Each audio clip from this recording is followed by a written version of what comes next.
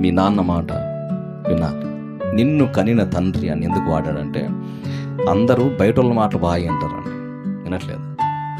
బయట వాళ్ళ మాటలు ఎంత రుచిగా ఉంటాయో, ఇంట్లో అమ్మా నాన్న చెప్పే మాటలు భలే చేదు ఉంటాయి.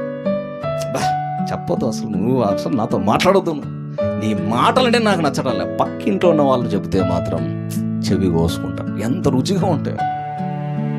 వాళ్ళ మాటలు బాగా ఇష్టం, కానీ తల్లిదండ్రుల మాటలు చాలా కష్టం. తల్లిదండ్రుల మాటలు వినమని వాక్యం చెబుతుంది. నీ తల్లి ముదిమి అంటే వృద్ధాప్యంలో ఆమెను నిర్లక్ష్యం చేయదని. ఈనాడు నిర్లక్ష్యం చేశారు కాబట్టి చాలా చోట వృద్ధాశ్రమాలు ఉన్నాయండి.